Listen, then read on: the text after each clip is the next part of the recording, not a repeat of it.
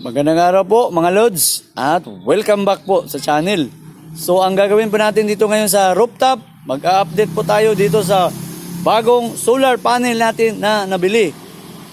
So ito yung solar homes natin na naka-bifacial po, dalawa, naka 150 bawat isa, kaya 300 watts. Ito sa kabila yung bagong bili rin natin na 100 watts na naka-qualpol po ang brand. Naka-monocrystalline lang.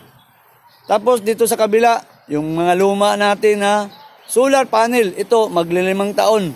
Bawat isa dyan, 100 watts. Pa isa-isa pa ang bili ko noon. Tapos doon sa unahan, yun po ang Tiger Neo natin, naka-Jinko. Pero may isa pong nakalagay dyan na Qualpol brand, bifacial ang gamit. Tapos update ko po kayo, yung isang solar panel natin, binuksan ko na sa terminal. Nakita ko, wala palang diode. Kaya possible, baka nasira na yun mga Lods.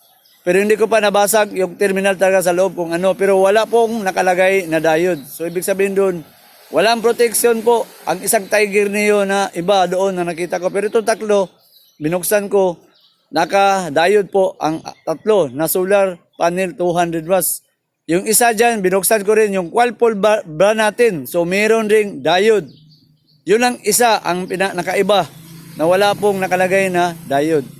Tapos ito mga 100 watts natin na yung una kong nabili, medyo humihina po ang efficiency.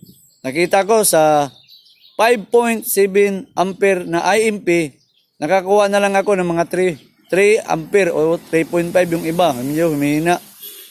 So ito po, pakita natin yung update dito kung gaano kalakas yung harvest.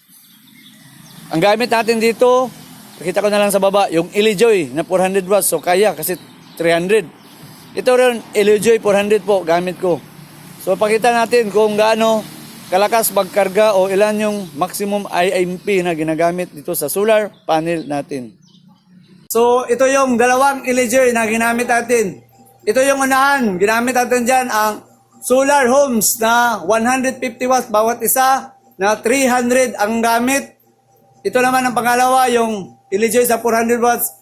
Diyan natin nilagay yung Qualpol natin na 100 watts na solar panel. Yung apat ko naman na solar panel na naka-Qualpol at saka naka-Jinko, bali 800 lahat.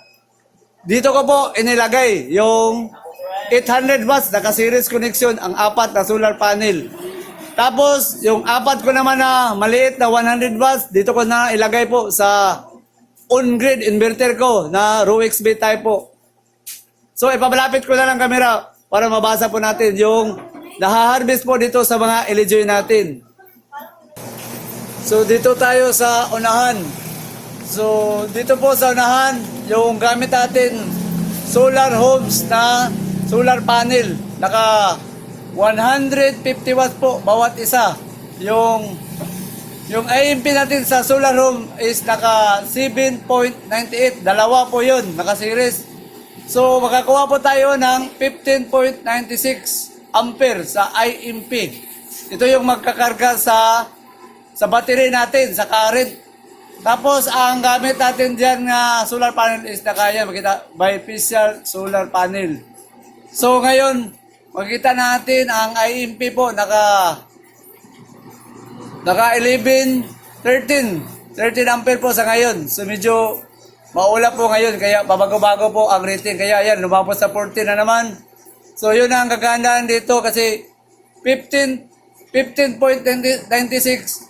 Kaya dito mga Lods, ang 14 to 15. So kita naman, naka 14 ampere. So ang maximum dito, nakita ko, umabot pa sa 19. Pero yung stable dito, basta malakas po ang sikat ng araw, is nasa 13, 14 o 15. Kaya-kaya. Ayun, ngayon po, makita nyo naman, naka 14.7. Dito naman tayo sa kabila, yung sinasabi natin sa Qualpol. So, yung Qualpol natin, ito, Qualpol, naka 100 watts isa. Naka-series ang dalawa. Ang IMP is 5.7. Tapos dalawa, naka-series. Magkakuha tayo ng 11.4 ampere. Pero ang rate dito, makikita natin, nasa 7 plus lang, 7.4 ampere. Ang klase, monocrystalline. So, compare doon sa kabila, naka-bifacial po ang gamit natin. So, mas malakas po efficiency dito sa mga bifacial. Kumpara po dito sa monocrystalline. So, sa 11.4 na dalawang solar panel hanggang 7.5 lang ang kaya niyang ibigay. Pero minsan umabot po ito sa 9.5 pero yung stable niya hanggang dito lang 7.5. Kabila naman tayo, isali ko na lang po dito. Ito naman po ang Jinko at saka solar Qualpol. Dito apat po gamit natin. Bawat isa sa IMP is 10.2. So apat sila aabot po sa 40.8 ampere. Bifacial po ang gamit dito. Naka-series connection po ito. So para makita, pusbutol ko na lang dito. Yan, makita. 13.6 abortahe. Tapos ito naman ang BMP. So umabot sa 64, 66 volts. Tapos yung IMP, tignan natin. So ito po ang IMP niya, nasa 27 to 32. So pinakamataas 32. Pero ang maximum sana dito aabot sa 40.8 ampere. Pero hanggang kaya niyang ibigay dito, na stable lang ito, nasa mga 30 talaga ang stable. So kung makita natin, mas malakas po talaga magkarga yung bagong solar panel natin na ginamit. Yung sa solar home. So balikan natin yung solar home para makita niyo mga loads. Ayan, naka 14.7. Tapos sa kabila hanggang 7 plus lang. Tapos yung isali ko na lang dito mga loads, yung Samdon natin na 1 kilowatt. So ilan ba ang ginamit natin dito sa Samdon 1 kilowatt? So ang gamit natin dito sa Samdon mga loads ay umabot na tayo sa 30 watts. Ang Samdon natin kasi ito 800 po na wattage na solar panel. So nakasali po ang topping dyan sa solar panel natin na 300 watts. Sinali ko na lang dito at saka yung 200 para may kaya po dito sa pagkakarga natin dito sa power inverter. 13.1. So kaya kasi nasa 12.8 lang ang LVD natin na disconnect. So makita nyo naka 655 watts na po ang gamit natin. So hindi na tayo pwede pa magdagdag kasi itong wire nila uminit na naman po. Ito uminit na po ang wire sa Samdon. Kung tutusin nga itong wire nila sa una nilang pinalabas na Samdon.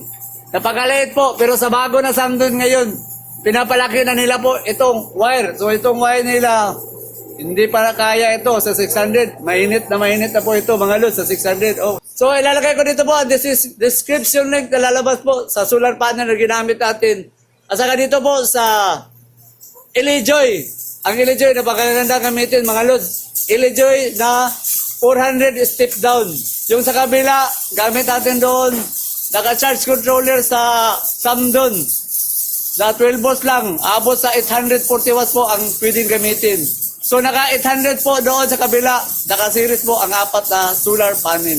So yan po mga lods, bago tayo magpaalam, i-greet ko po kayo ng advance Happy New Year po sa mga kalodi natin. At saka maraming salamat po sa panunood.